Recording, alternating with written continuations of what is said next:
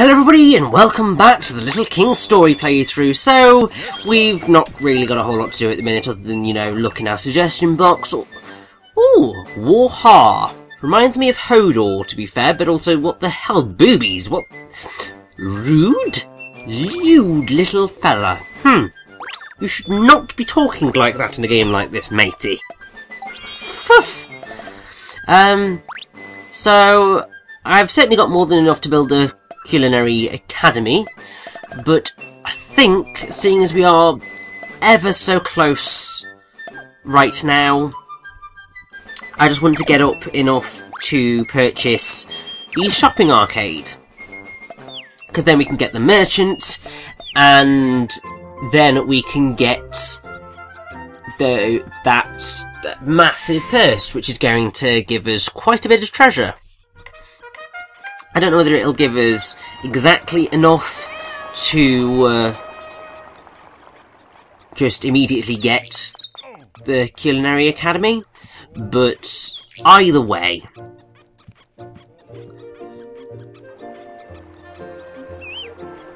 Also, I've just remembered at the end of the last part we beat Mushbro or Muchbro or whatever. Now you see, in looking at the text, was pretty sure that it said Muchbro, but I'm pretty sure that it is meant to be Mushbro because it's mushrooms and I don't really know. But either way, today is pretty much a very similar stretch. It's a longer part because we're just going to be doing more.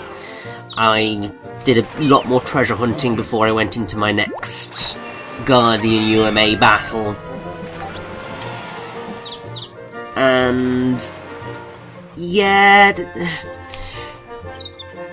as I've said, I think numerous times before in this section, I mean, we're not very far into it, really, but it's the part of the game where it's very easy to lose a little bit of interest, because so much of it does just feel like busy work. You never feel like you're making a massive amount of progress. And that's purely because you're just treasure hunting and getting enough money to be able to build stuff. As I've said again before, thankfully you do eventually reach a point in the game where money doesn't really become too much of an object. You can save up ridiculous sums. Because once you've built everything, you can't build anymore, and you've just got all this bowl coming in. But right now, it's a limited thing. You can't have that much, so you're constantly trying to pull in more, which can just get frustrating, especially in this bit. Obviously, as once again, I think I've said before, you could just continue the story. But really, you want to be, well, you need the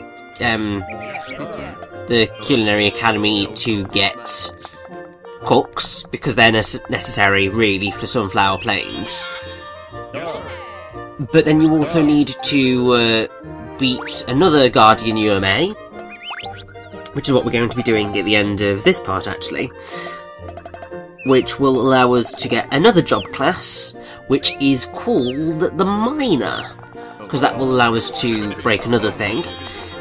And then there are even more Guardian UMAs after that, which will allow us to get much stronger guards and knights. And you definitely want them,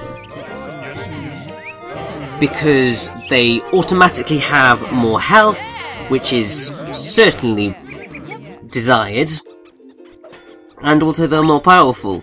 So before taking on any of the other kings, getting those extra knights, well, those more powerful knights, is really what you want to be doing. And obviously that's quite a way away. So this bit of the game does just slow to a bit of a crawl before you can really begin to make any major progress. After that point, you may be only doing quests for maybe 2 hours at a time. Maybe slightly wrong on that fact, but the times between taking on a boss and taking on the next one becomes much less. I suppose that is until right at the end of the game where you're trying to sweep up any treasures that you've missed or finishing any quests that you want to. But at that point it's your choice. Whereas right now it's really not, you've just got to take what comes. But either way, to try and pad out this part a little bit, because I think otherwise I am just going to really struggle in terms of commentary. I should bring up the point that, so, obviously, well, I'm going to rely on TV tropes for this quite a bit, because it's one of the few sources that I haven't plumbed yet. And I need something to help me last 30 minutes. So, obviously, Little King's Story came out in 2009, and tells the story of a young boy who who magically becomes the king of a fantasy kingdom, which is already a bit of a unique narrative, really. You don't tend to get it all that often. But pretty much the year before, you had Final Fantasy Crystal Chronicles: My Life as a King, which was released on WiiWare, which is a city-building game set in the world of Final Fantasy Crystal Chronicles, and it's basically building up your kingdom, and it's quite similar. But then it's also fundamentally different, because it's mostly building up a city, and I don't think you really do any fighting. So yeah, you don't do any fighting yourself, you just motivate your soldiers and console their families when they get sent off to fight, to preserve the prosperity of the city. So while the premise is similar, Little King's Story actually involves your king being sent into the fray, which, to be fair, I much prefer, because it means that, you know, you're actually doing stuff. You're still doing less work than I think most people would like to do during any type of action game. Like, even when you're sending in your little soldiers and warriors, sometimes you want to get a little bit down and dirty, rather than merely sending in your soldiers. But I think that this works pretty gosh darn well.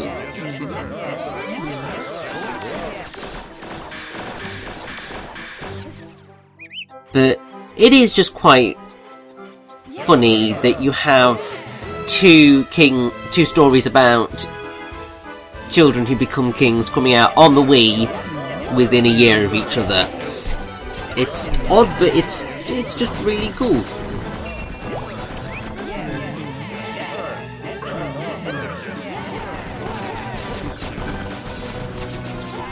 Now, obviously you've got loads and loads and loads and loads and loads of tropes that Little King's Story follows.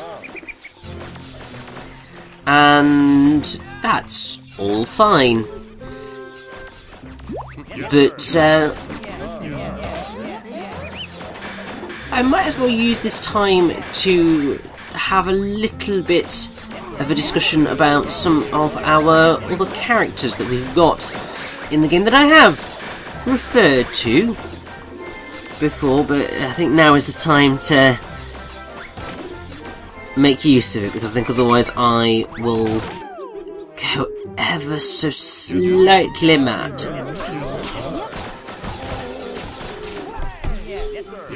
So, we have Hauser, obviously. And if you've paid any sort of attention, Hauser is obviously an old knight with grandiose ambitions who has a cow named Pancho. Now, that's a quite major reference to Don Quixote, which is obviously a very bizarre thing to be referencing, because that's like a major piece of classical literature by Cervantes. Yes, I am definitely right that it is by Cervantes.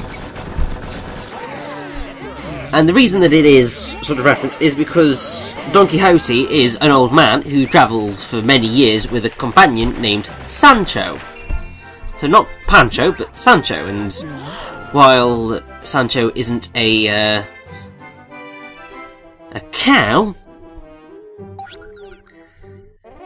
he is his squire and sidekick, and is forced to follow Don Quixote's crazy stuff and plans, and he's just crazy.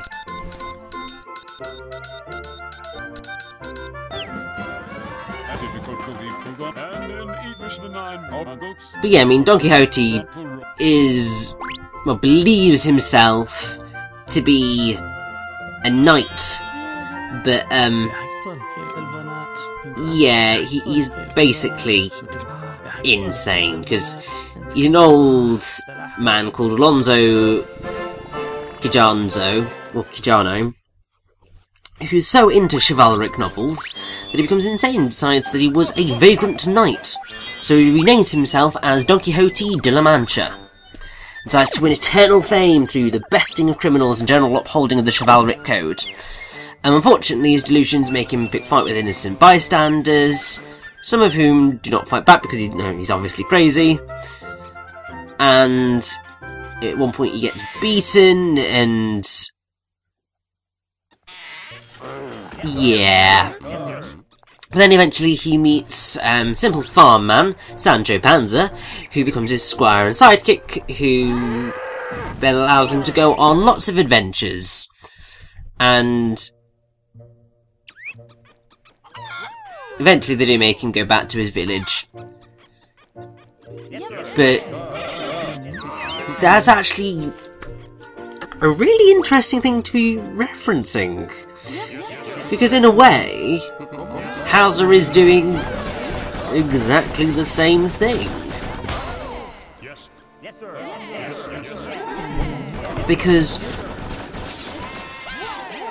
what's happening is that Hauser is forcing his worldview on our king here.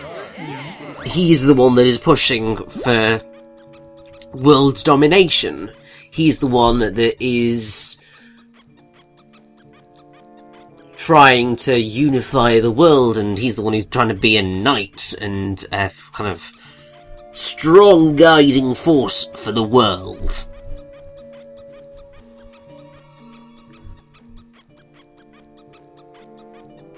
Which is, it's interesting.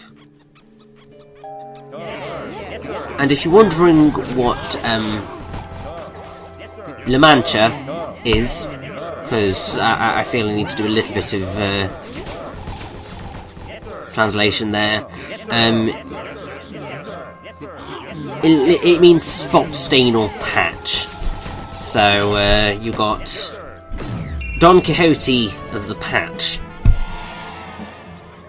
which is kind of ridiculous, really.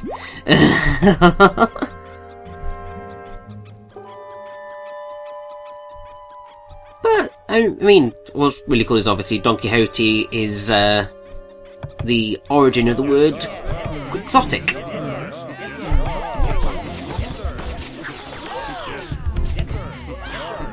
Which is being extremely idealistic and being unrealistic and impractical. So that is also very fitting for Hauser. He's very idealistic, you know, obviously searching for the king for many years.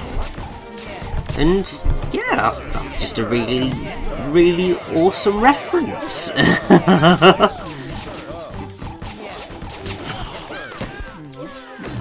Obviously, I've brought up the fact of Princess Apricot is a shout out to Princess Peach in some form.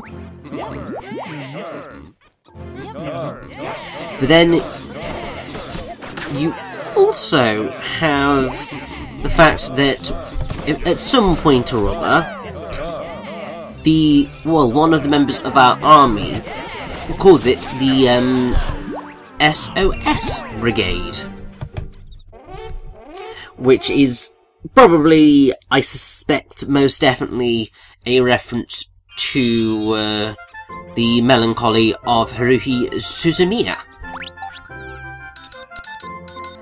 Because obviously in that anime she sets up a club, the SOS Brigade, whose mission is to find aliens, time travelers, and espers and have fun with them.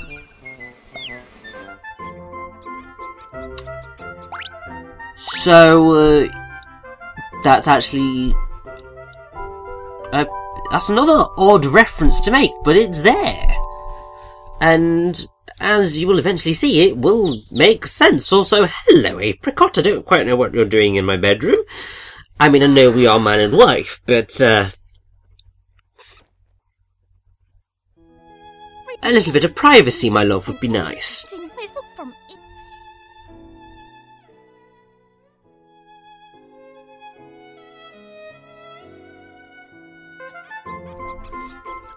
Oh, that was a lovely piece of music. Unfortunately, I don't quite know what it is.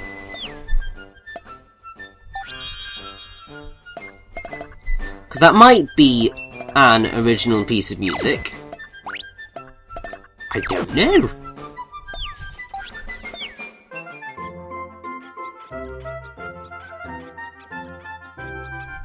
If there's one thing that I really do wish that they had done, is, you know, release a soundtrack and actually have confirmation of all of these songs, because it's like, come on. Desperately want that confirmation.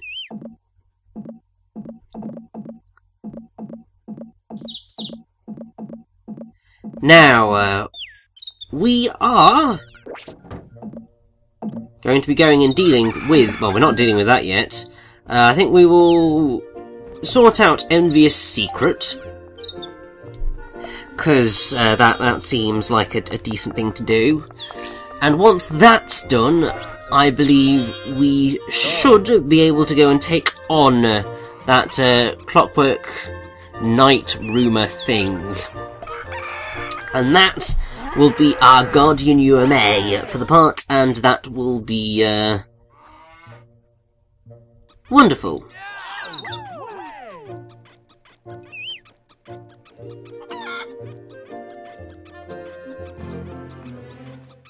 Yes, sir. Yes, sir. Now, returning back to the Little King Story TV tropes for at least a little bit longer. You also get a lot of villagers that have the names of Toho characters, which, while it could be just a simple misunderstanding, it could also be a major shout-out. Whoever wrote the TV tropes page certainly seems to think so. Also, I should bring up, we've met a new enemy called the Cock-Doodle-Doo. These guys, at present, are nightmares. Because they basically fire machine guns at you. Well, they don't... They're like a machine gun is probably a slightly more accurate way of describing it. So, they are deadly. and we're not going to have an effective way of dealing with them until we have sorted out that culinary academy. Because that gives us a cook, and cooks can quite wonderfully one-hit kill these massive chickens, which is completely ridiculous. And I really do mean that. It's insane.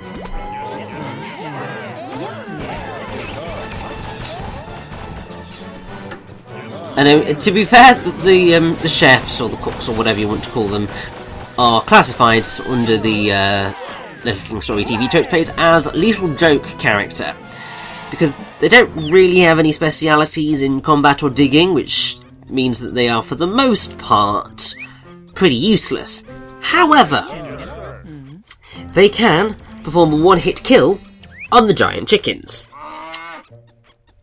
And there is actually, apparently, a variety of which can only be killed by the chefs. So, once you've got to that point, you are going to want to make sure that you have at least one chef on your team at all times. Because the second you come across a cock-a-doodle-doo, you could be in serious danger if you do not have a chef on your team. But anyway, we have a merchant here. What have you brought to me today? Oh, weapons. Definitely want to purchase them. Because what this will do is it'll improve our power. Which, why the hell would you not want?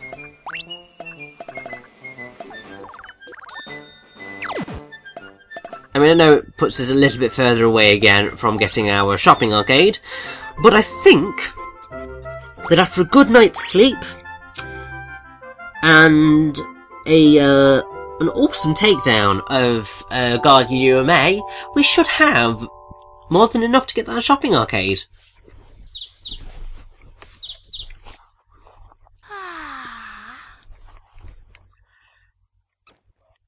So that's pretty much exactly what we are going to head off and do.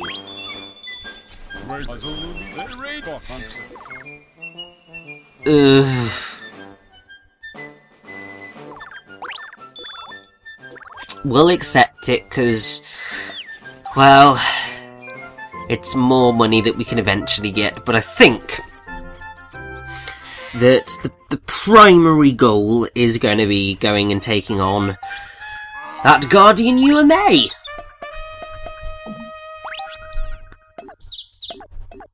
And in doing so, we want to make sure that we have everybody fully prepared. Probably just want to shift up my Royal Guard maybe ever so slightly.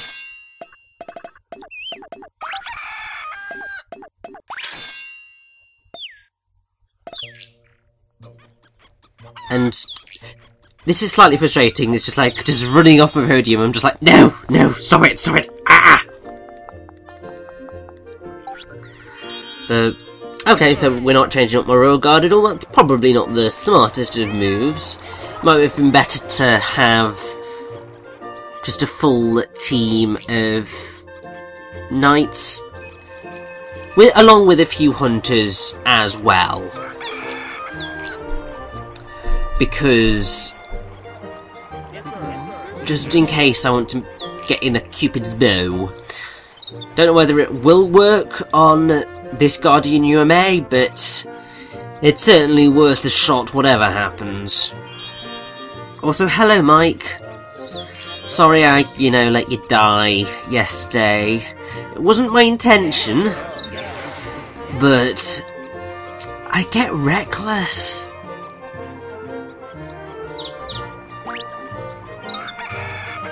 And now I'm put in mind of When We Were Young by Adele. Because obviously there's the line in it which is, oh,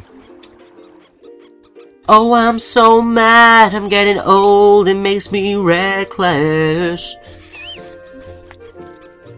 And while I'm not old yet, and I'm still quite young. I'm not as young as our king here, so I suppose in that respect, I am sort of mad I'm getting old. And also because I have less time these days, I do tend to get a little bit more reckless with my gaming. It's like I'm more than ready to just tank hits if it means getting the thing done quicker. Now, this is the Clockwork Knight, who is the guardian of Wavy Rock Forest, which is, I would think, a reference to Stonehenge in some form or other. This guy can be pretty difficult, because what he does is he charges up, and he just continually runs. There'll always come a point where he will stop, and that's really where you want to get your hits in. But you need to be so careful of when you are attacking, because if he is going to do that around the outside, he will swim and very, very, very quickly deplete your health. And once you've gotten rid of so much of his health, he will go into a super mode, which is even more difficult. He can also do a whole thing where he will zoom into the centre of this circle, and that's even more difficult to avoid because you've got to stand on the outside and it can be quite dangerous. And oh, here it comes, he's going super! And at this point you can't actually hurt him because that's always nice. Love a good enemy with a super move. And that was his inside zoom. Eventually, he will run out of super mode, but it certainly takes him more time than I would like.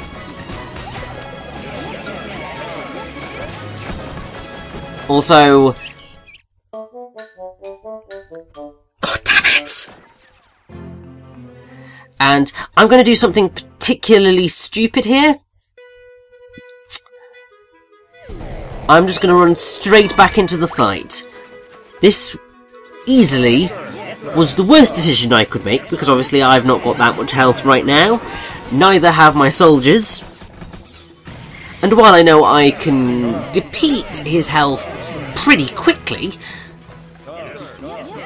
it means that my soldiers are very, very, very, very, very likely to die. Just because they don't have that much health, so the second he hits them, they're just going to get absolutely screwed over. Really what I should have done at that point is just head home, rested, and then come back. But I just got cocky. Also, there goes Bailey, and there goes Mike. I'm sorry, I got you back for a day, and then you just went and croaked again. Sorry, mate. As I said, got a wee bit too reckless. Also, oh, crying out loud. I know it will come in, but I was just like, no, I don't want you to do it now. And get out the way, get out the way!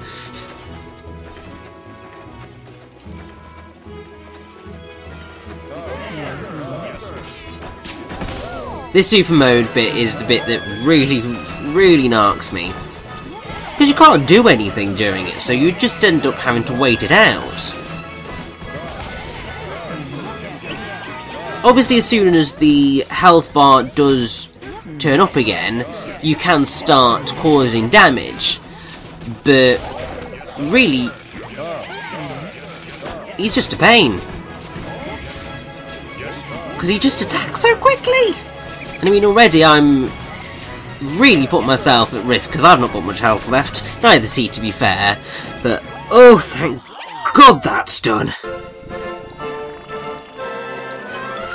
We achieved victory at quite a bit of a cost, But it's fine because we've completely freed the Wavy Rock Forest of UMA. Which means that we can expand further! Hell yes! And that's going to be absolutely wonderful, so I think we'll have to have a look at what that gets us in the next part. Let's have a bit of a rest for now, eh?